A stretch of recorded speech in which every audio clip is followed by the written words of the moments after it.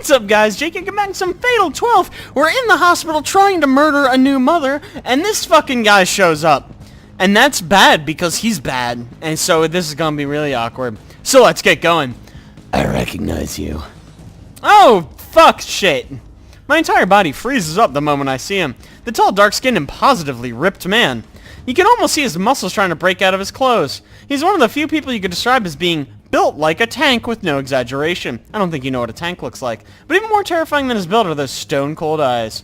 I've seen him twice before in the dream world, but seeing him here in the real world drills home just how irregular a man like this is. Number 12, the man responsible for Divine Selection's first elimination, and the man in possession of number, 8's name card. I hate that we have to use Roman numerals. You'll be my target later down the line, but for now, I have no business with you. He passed right by me, heading in the direction from which I came. Oh, cool. Okay, bye-bye. Nice talking to you. Bye, I love you. Just being in his presence made me feel like I was drowning. In sex appeal. Must have been taking fewer breaths than usual or something. The realization that I'll need to gather information on almost makes me want to give up right here and now. That was also incredibly anticlimactic. Oh, sorry. My mom called me, so I... Huh? What's wrong? Does it have anything to do with that scary Middle Eastern man? Maybe just happens to return right as he leaves. I'm so glad we came here together. Just hearing her voice helps me realize I can't just roll over. I give her a quick rundown of what happened, that there was a scary man. If he doesn't have any business with you, that must mean he's here to kill the mother. Anyways, so I'll follow him. Don't follow him? What? Naomi stops me as I try to go. Well, why would you follow him? That's fucking stupid. Excellent point. I can't help but remember her pained expression, her desperate voice. Yeah, I can't sit here and do nothing, just stay put. If anything happens, I'll get in touch. Be ready to call the police. What? Rinka? She lets go, almost as if she's lost all strength in her arm. I sprint away before she can say anything else to stop me. Cool. Now it's scary music, and this is the same fucking background. It takes a few minutes to get her out of her room. Rather, it takes a few minutes to convince the nurse, considering visiting hours are over. She eventually comes out of her own volition after hearing me shout. You're safe. Why did you come back? Her expression is completely devoid of life. I'm the one responsible for that too. Did you change your mind? She asks with obvious doubt in her voice. I can't give her an immediate reply. I have to save you from someone else who wants to kill you first. Yeah, I know that sounds retarded. I don't know why I'd do that either. That man's definitely aiming for, so I find it hard to believe that I beat him here. He's got his book on him as well, considering he was able to speak to me. I doubt he could read the signs here without it. What? Can you only read other languages when you're holding the book? Maybe he's fluent in Japanese. There's a lot of options here. In that case, how did I get here without even passing by him? Wait, don't tell me. Wait a minute, what are you doing? I grab her by the hand and try to drag her along, which obviously takes her by surprise. Your child is in danger? Oh, he's gonna take the baby? She resists at first, but that stops the moment she hears me say that. Number 12 is something bad that I didn't read. He is? Don't tell me he plans on taking my baby. I mean, he might. We don't know, actually. Finding out she's given birth recently isn't a particularly difficult task, and it goes without saying that a 3-week-old baby has no means to defend itself. But we said it anyways, didn't we? They may not be letting strangers in to see the newborns, but he's the type of man who seems to get around issues like that with ease. I don't know him personally, but I know he's a scary boy. Oh, well, I don't know what the fuck she said there, but she keeps mumbling it as I lead her to the nursery. What I witnessed upon our arrival is far more disastrous than I expected. The lights in the hallway leading to the nursery are off, and all the emergency lights have been shattered. Why did he do that? That's unnecessary. A faint light coming from the room beyond tells us all we need to know about the situation. What the hell happened here? There's a scary man. Did we not tell her about the scary man? Having shot ahead of me, she's the first to raise her voice. It doesn't take long for me to understand why. I see a number of nurses sprawled out on the floor. Well, maybe they're just sleeping, you know? They're tired. They work late. No. I lay my ear to their mouths and confirm they're still breathing. Please don't put your ear on anybody's mouths. That's fucking weird. I expected the worst, but it seems like they're all alive, so this is fine.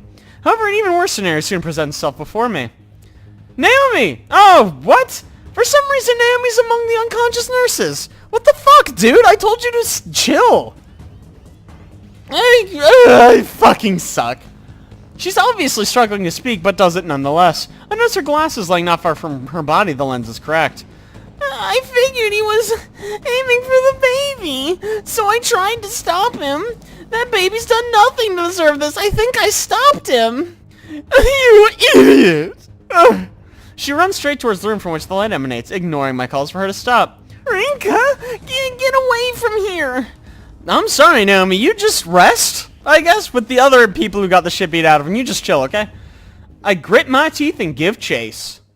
Hey, what are you doing? He's kidnapping your baby. Pay attention. A voice roars out as I reach the nursery. The babies will start to cry, likely because they're shouting next to a baby. A number of nurses lie unconscious here as well. The fact that the babies only now wake up means he somehow made it this far by being swift and silent. The mere fact he's capable of such a thing is utterly insane. Silence! He directs a quiet but threatening order towards the babies. Yeah, that'll work. As if that'd work on them, though. I'm just as shocked as she is. His command somehow manages to silence every tiny voice at once. He's a wizard! I feel my legs glued to the ground in the presence of such a monster. Just because he's, like, foreign doesn't mean he's a monster. Let's chill. My entire body starts to shudder. Why'd I come here in the first place? I don't know. Wasn't our plan to kill her? I feel like if he kills her, that just makes things easier for us, right? Why are you here with her? I don't know. She's here to sniff out info on me as well, so she probably figured she could use the situation to her advantage. Huh? Figures, you heard me earlier. I have no business with you at the moment. I'm aware of how notable this country's security measures are, so I prefer to wrap this up quick.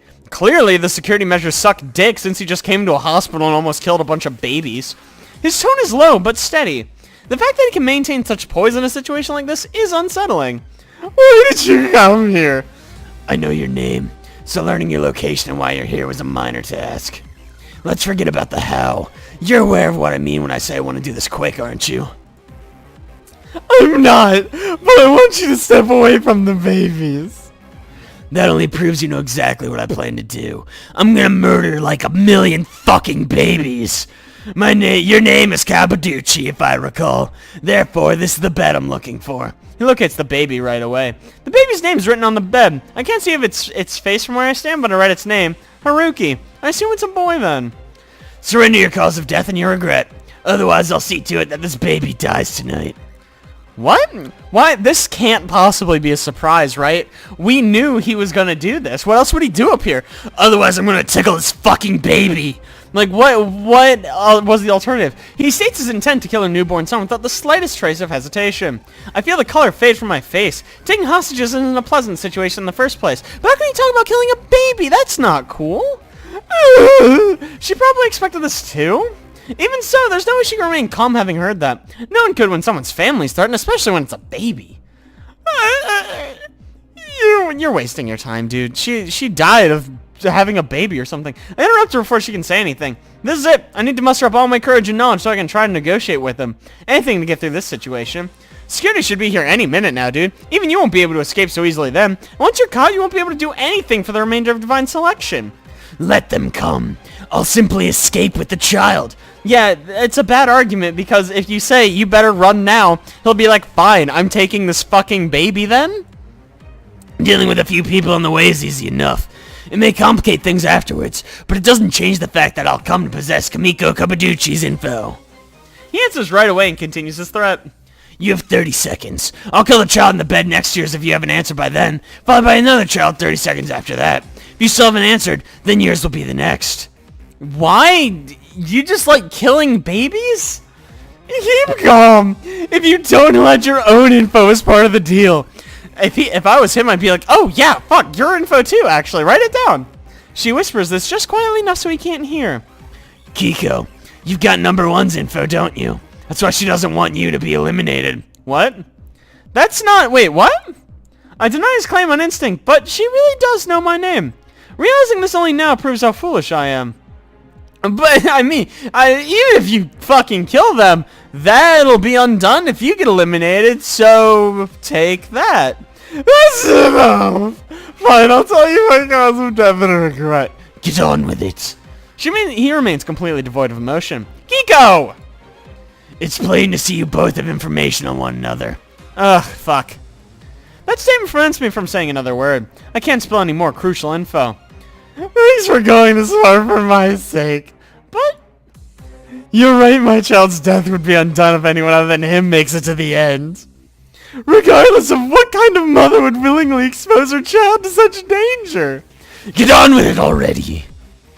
I have just one condition. Step away from the bed and swap positions with us. Very well. He moves over to the entrance and we make our way to the bed. This is clearly a trick, right? We can shield the babies like this, sure, but it also gives them an easier escape route. I died from blood loss. A brain hemorrhage, to be exact. The chance of a woman dying during childbirth here in Japan is almost non-existent in modern times, so it must have been very unlucky. Don't waste my time with such useless drivel. I'm sorry, you asked for her cause of death and she's given it to you. So, like, maybe be cool for a second. He takes his book out and waits for her to continue. I had a failed disposition from the get-go, so it's just a case of my body not being able to take the strain. Your regret. He rushed her along after confirming he's obtained a new card. The baby's name. It sucks dick. She's already named it, so how can she be upset about the name? If I'm eliminated, everything I've ever done during this time would be undone. I'm the one who named him Haruki. My mother-in-law didn't like the sound of the name, though. She was concerned with that over the meaning behind it. That's why I sincerely felt the name that she proposed instead was lazy. She cuts herself off for a brief moment. Her expression doesn't change in the slightest. His gaze is clearly telling her to just get on with it. Guess he doesn't have enough info to believe her just yet. My husband was in favor of the name she'd come up with. I talked things over with him, though, after Haruki was born. The fact I was riding the line between life and death while giving birth probably prompted me to do so. Well, I guess all mothers would do the same either way. In the end, he was willing to listen and eventually agreed with me after hearing why I wanted to name my child Haruki. Following that, I filled out the birth certificate with the name I decided on. Your name almost represents your life itself, doesn't it? That's why I hold the name of my first child in high regard as my future. Her delivery is more than enough to convince me that she means it. Why would she lie? The words weigh heavily on me too. One's regret and one's future are inevitably intertwined. This is the moment I get to learn the future that Kiko wants to see. I wanted more than one child, but it looks like Haruki will be my first and last. No, I suppose he won't be named Haruki once I'm eliminated. So you are telling the truth. That's it? That's all you gotta say? He was gonna kill babies. Why are we surprised that he's rude too? My only concern is obtaining the cards I need. All I feel after hearing her story is my joy from having obtained them. Yeah, you seem real happy. The fear is replaced with sheer rage. He's trampling all over her life for his own sake. Yeah, kind of like you. Saying I feel nothing may not be the whole truth, but remember this. No matter what you say or think about me, each and every one of us caught up on this little game must stamp down the lives of others for our own survival. That said, I like the determination in your eyes. They tell a story mere words can't express. A certain contradiction resides within you. You're likely aware of it too. What the fuck are you talking about, dude? The sound of footsteps rings out from the hallway the moment I ask. Well, not quite as prominent, I can also hear voices. Time's up. Wait. No. Okay, good talk. As he declines, he smashes a nearby switch. He turns off the lights. And everything gets dark because that's how lights work. I rush to get the lights back on as quick as possible. He's long gone by the time I managed to do so. He's Batman, I guess. Rinka, are you okay? Shut up, Naomi. I told you to stay put. Naomi, why are you here? Oh, well, we skipped another line there. I don't know how he did it, but he seems to have knocked out everyone unconscious without injuring them. That's almost impossible. She holds her broken glass in one hand. I'm sorry, Naomi. It's my fault you got caught up in something like this. Please don't apologize. I'm the one who chased after him. Hey. Kiko interrupts our conversation. Security will be here once they're finished checking out all the nurses outside. Use this opportunity to get out of here. I'll think of a way to explain. But... Besides, I'd like to spend a little bit of time with little Haruki. Let's get the fuck out of here, Naomi. She answers with a quick nod. Security makes their way into the nursery soon after, but we make sure to leave the hospital right away. And so we left the end. After getting out, we head back to Lion House. The only thing we speak about on our return journey is what happened in the nursery. Otherwise, we walk along in silence. Unsurprisingly, I've obtained the same name cards as number 12, though I no longer have any desire to eliminate her. There's something I want to say to Naomi.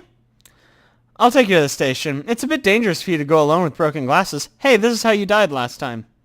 Right, thank you. I spent our journey to the station wondering if I have it in me to say what I want to her. Just kiss her, you fool! The longer I hold it in, the harder it'll be to say. That's why I need to say it now. It may feel like I'm making up excuses, but I've reached my conclusion. I told you not to do anything dangerous, didn't I? Huh? Wait, that's not quite what I meant. I'm at fault for not realizing how dangerous things could get. What, in the death game? Yeah, things might get a little heated. I never once considered a situation like this could occur so easily. I figured things might get dangerous, but I failed to see the full picture until tonight. You told me you'd help me bear the burden, and for that I'm thankful. Just knowing you're willing to do that for me is enough, though. Everyone's putting their lives on the line here. There's no telling what sorts of things the other participants will try down the road, either. I mean, they can't get much worse than killing a room full of babies, right? That's why I'm gonna do this on my own now. So, are you breaking up with me? I really couldn't be happier of her decision to help me. It's done far more for me than she could ever imagine. But the more I rely on her, the more danger I'll be putting her in. That's why I forced myself to stay silent, otherwise I might renege on my statement. I understand. I made those bold claims about saving you, about protecting you, but all I did was get punched in the face. That's not true at all! You also broke your glasses. And then I don't know what I would have done if you weren't there, and so just I don't want you getting hurt. It's okay. I see where you're coming from. I'm the one who broke my word to keep myself from danger. I'm sorry, and thank you. I'll be able to make it through this just knowing you're here for me. I can handle things on my own. I tried to guide her to the station after our talk. Don't worry, I'll be fine. I can make it home myself. Terrible. There's a terrorist around. He was gonna kill babies. Do you think he won't kill a high school girl? Like, what the fuck are you talking about? Also, your glasses are broken. Can you see? This is so dumb! She makes her way to the station without me. I can't bring myself to chase after her. I'm certain I'll start to rely on her again if I do. I really should have left our talk until we reached the station, but no, I'm too dumb to think that far ahead. If I had, she wouldn't have had to walk the streets at night all alone while a terrorist is on the loose. A baby murdering terrorist. I'm sure she can take him though, you know, babies aren't very tough. She could probably fight him. When I wake up the next morning, I feel miserable. I didn't have any dreams last night. Well, I don't think I did anyway. There's no doubt they would have been nightmares if I had any. Maybe that's why I don't remember. You usually remember nightmares though, so that doesn't check out. Well, might as well get the store ready. Fortunately, I'm able to get the store up and running like normal, probably because my work should keep my mind off everything else. Anyways, then we do work, I guess. Before long, it's afternoon. The number of customers dropped significantly around this time thanks to the current lack of proper food menu. Oh. Table for, well for two, is that alright? Kabuki Kiko arrives with her baby in her arms. I see no reason to turn him away, so I lead her to an empty table. She orders coffee, so I make her some coffee. The last thing I want to do is to cry into the coffee. This is delicious. You don't have to say that, you're a liar. She doesn't order anything for the baby, which makes sense because it's a fucking baby. Hey, do you mind if we have a little chat? She's the only customer at the moment, so I accept her offer. The truth is, I could not but think how lovely her name was the moment I saw it on the card. Well, that's a weird thing to say to another human. I've been meaning to tell you since we first met. I felt your name didn't suit you once I saw you in the dream world. Just a scared little child. I was disappointed in all honesty. Your name invokes a certain dignified image, and yet you're quite the opposite. That's kind of mean, but okay. I must have really looked helpless in the dream world. Anyway, you're completely different in person. The look in your eyes here is far more dignified than that of any participant. Your words are filled with passion. You said yesterday one's name almost represents their life. It reminded me of how my grandmother would always tell me not to be ashamed of my name. I never expected her to remind me of that. Sounds like a lovely grandmama. Do as she says. Treasure that name of yours. She finishes off her coffee along with that train of thought. Well, I have a request for you. A request? Yes, I'd like you to take this letter. I ask that you transcribe it for me, even though that sounds like a pain in the ass. It's a letter I wrote to my husband and my child, but it'll disappear if I get eliminated tonight. I included the appropriate address and name inside, so just send it there. If I do get eliminated tonight, it'll have been 3 weeks since I died come Monday, no? The birth certificate needs to be filled within 2 weeks after a baby's birth, so his name will likely have already been decided. Still, I'd like for them to understand my feelings on the matter. She avoids referring to Haruki by name for some reason. I can't claim to understand why, but I do recognize the reality that he won't have that name when she's eliminated. Are you giving up? I mean, giving up's a word. Accepting the reality that a child-murdering psychopath has her name and is gonna kill her is another way to put it. Oh no, I can protect myself if I manage to learn all 3 pieces of info on 12.